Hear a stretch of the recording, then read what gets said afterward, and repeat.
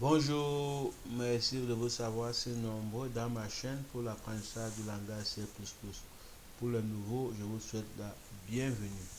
Alors, pour cette nouvelle vidéo, je vais aborder une notion très importante, une notion approfondie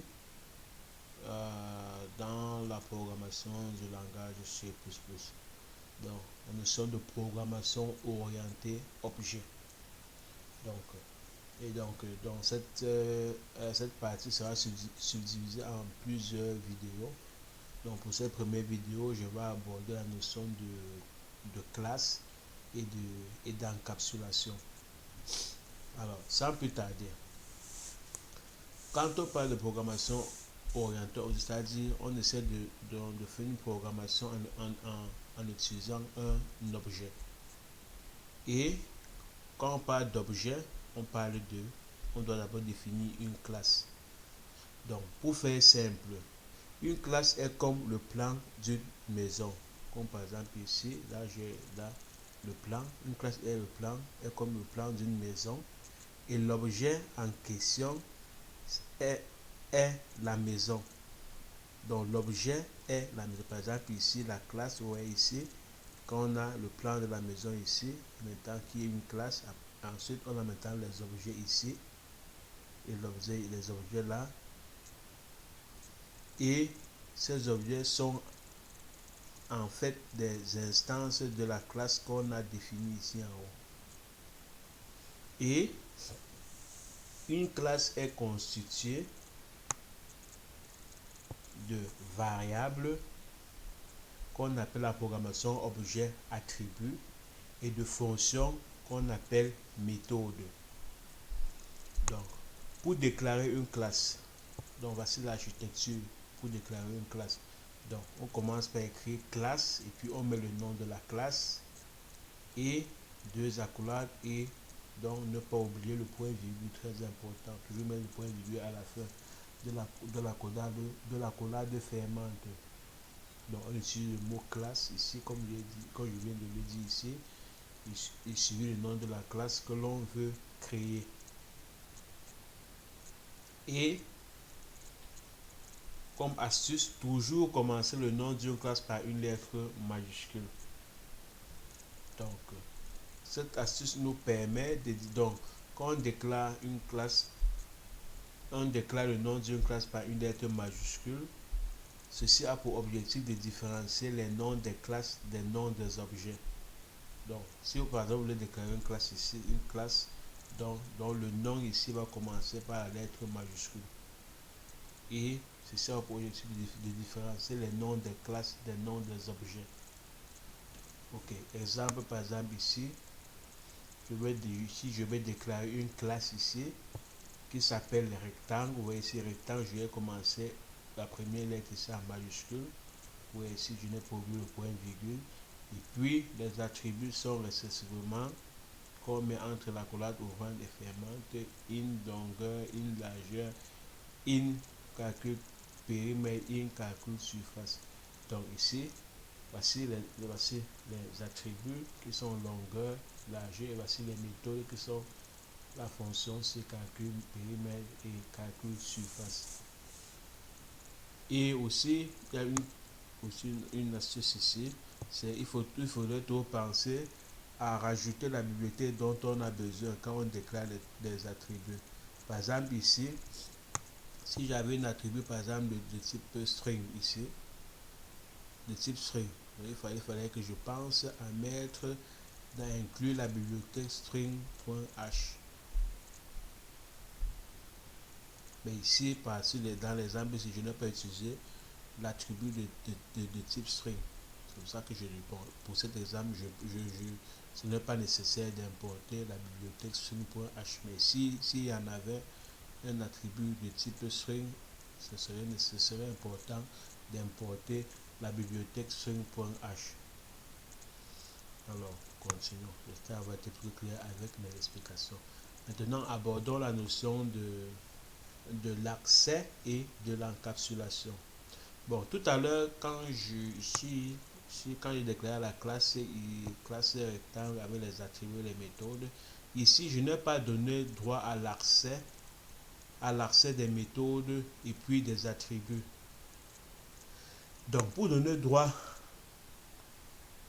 à l'accès, donc c'est-à-dire pour pouvoir utiliser les objets que nous allons créer par la suite dans le main, nous allons voir dans les vidéos qui vont suivre. On utilise ceci, le public et le privat. Le public, quand on utilise le public pour un attribut ou une méthode, ça veut dire que l'attribut ou la méthode peut être appelée depuis l'extérieur de l'objet. Et quand on utilise privat, l'attribut ou la méthode ne peut pas être appelé depuis l'extérieur de l'objet. Et par défaut, tous les éléments d'une classe sont privats. Donc, c'est-à-dire quoi? Ici, pour l'exemple, notre classe rectangle ici. Tout à l'heure, comme je vous ai dit tout de suite, ici, je n'avais pas donné le droit d'accès aux attributs et aux méthodes. Donc, pour pouvoir donner le droit aux accès d'attributs et méthodes, je dois utiliser le public si on veut que la méthode puisse être appelée depuis l'extérieur de l'objet, et privat si on ne veut pas que l'attribut ou la méthode soit appelée depuis l'extérieur de l'objet. Donc, si on utilise le public et le privat ici, par exemple, là, notre classe tout à l'heure devrait ressembler à ceci. Donc, le privat, on met la privat, deux points, on met in, longueur, largeur, et puis le public, in, calcul, périmètre, in, calcul, surface. Donc ici, quand on déclare les attributs avec le privat, ça veut dire que les attributs longueur et largeur ne peuvent pas être utilisés en dehors, comme je vous l'ai dit ici, ne peuvent pas être utilisés en dehors de l'objet, c'est-à-dire ne peuvent pas être appelés depuis l'extérieur de l'objet. Maintenant, les méthodes ici, ça c'est un exemple, j'ai pris avec le public ici. Là maintenant, on peut appeler maintenant ces deux méthodes, calcul périmètre et calcul surface, depuis l'extérieur de l'objet. Donc ceci m'amène à aborder la notion qui suit directement, la notion de fichier source et fichier d'entête. Alors, fichier d'entête, sachez juste ceci pour ne pas trop casser la tête. Quand on parle de fichier d'entête, donc c'est le fichier dans lequel on déclare notre classe avec ses attributs et ses méthodes. C'est-à-dire le fichier qui se termine avec .hpp ou .h. Et le fichier source, c'est là où on va décrire le code de nos méthodes. Et donc, le fichier d'entête a cette architecture. Donc, on déclare dans cette architecture ici. Bon, ne cherchez pas à comprendre le pourquoi. Le pourquoi, retenez seulement ici. Donc, ici, ça cette architecture ici. Et maintenant, entre la ligne ci et la dernière ligne, on doit mettre, c'est là où on déclare notre classe avec ses attributs et ses méthodes. Bien entendu, en introduisant le public et le privat selon les différents cas. Si on veut que l'attribut soit appelé depuis l'extérieur de l'objet ou ne soit pas appelé depuis l'extérieur de l'objet. Donc, par exemple, ici, pour notre classe rectangle tout à l'heure, donc le classe rectangle ici, avec privat et public, devrait être ici entre le define def nom de classe ici entre et le ndif. Donc, on doit coller ça ici à l'intérieur. Et maintenant, donc def et nom de la classe, donc on doit mettre la rectangle là. Puisque la classe, le nom de la classe est rectangle, on met rectangle en majuscule, ici aussi rectangle en majuscule. Et puis entre ces lignes ici et celle-ci, on doit maintenant mettre classe rectangle, définir notre classe ici dans le fichier. Ceci se fait dans le fichier d'entête. Donc, comment maintenant implémenter une méthode qu'on a définie dans notre classe. Donc, comment implémenter par exemple la méthode de calcul périmètre ou la méthode de calcul surface. Donc c'est ce que je vais essayer maintenant de vous expliquer. Donc, donc autre astuce.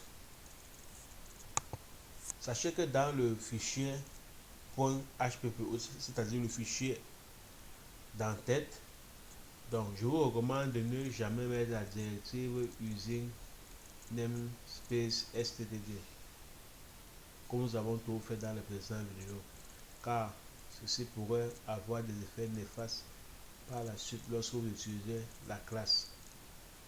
Donc par conséquent, il faut rajouter le préfixe std2 devant chaque attribut de type string du .hppp. C'est-à-dire par exemple ici,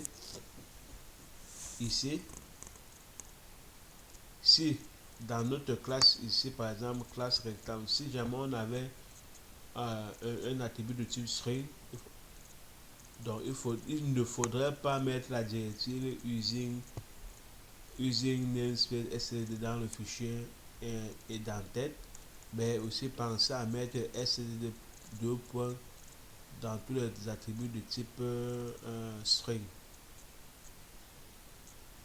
Donc c'est ça pour aujourd'hui, donc d'éviter une erreur de type string de notre name et type. Et maintenant en ce qui concerne le fichier cpp, le fichier cpp, c'est-à-dire .cpp, c'est-à-dire le fichier source. Et vous avez dit tout à l'heure que le fichier source, c'est là qu'on va écrire le code de nos méthodes. Donc, dans ce fichier source là, la première chose à faire, c'est d'inclure la bibliothèque. Donc, d'inclure le dièse include. Donc, le dièse include nom de la classe. Donc, d'inclure le fichier header ou le fichier d'entête dans notre fichier source. Donc, par exemple, pour notre classe rectangle, ce sera le dièse include rectangle.h qui est notre fichier d'enquête où on a décrit défini notre classe avec ses attributs et ses méthodes. Donc aussi sachez que le .hppp équivaut aussi à .h. Donc l'implémentation d'une méthode à cette forme ici. Donc on met, c'est le type de données, ça peut être integer, string, etc. Le nom de la classe, 2.2. Et la méthode. Donc, c'est par exemple ici, si c'est pour notre exemple, si on veut implémenter par exemple la méthode in calcul surface dans le fichier source, donc ça ressemble à quelque chose de ce genre. Donc, on fait le in parce que c'est le type in. Ici, on a déclaré le type in ici. In, donc là. 2.in, donc le nom de la classe, qu'on a le nom de la classe ici qui est rectangle. 2.2. Et puis calcul surface. Et puis maintenant, on met juste la formule pour calculer la surface d'un rectangle. Donc ici, bon, ici, comme ici, ça fait integer, là, integer, et puis, donc, ça c'est, donc, maintenant pour le calcul, j'ai fait une fonction ici qui fait un return dans longueur fois là, qui est la formule pour calculer la surface d'un rectangle. Mais quelqu'un d'autre pourrait utiliser un autre type ici, par exemple void, ou le void qui ne retourne rien, et puis faire une formule qui permet de calculer la surface, donc coder autrement quoi. Donc c'est pas la seule méthode. Ici j'ai utilisé un in. Quand on utilise un in, ça va retourner un nombre, donc ça va retourner une valeur, puisque ici on est de type integer ici. Donc avec ceci nous arrivons à la fin de la première vidéo. Bon, je ne veux pas continuer, ne pas faire les vidéos très longues. Donc pour la prochaine vidéo, je vais continuer une notion de programmation orientée objet. Donc nous allons aborder la notion de constructeur, de destructeur, aussi la notion de héritage, polymorphisme, la notion de double héritage, etc. Mais je vais faire ça en plusieurs vidéos. Je ne vais pas faire les vidéos très longues. Donc avec ceci, nous arrivons à la fin de cette première vidéo. Je vous remercie de m'avoir suivi. Si jamais vous avez des questions, comme toujours, n'hésitez pas à me les poser en dessous et je serai dans la mesure possible de vous répondre dans les plus brefs délais. Avec ceci, nous arrivons à la fin de cette première vidéo sur la programmation orientée objet. Allez, prenez soin de vous car chaque jour est une nouvelle vie. Allez, ciao, ciao, bye bye. Bonne journée, bye bye.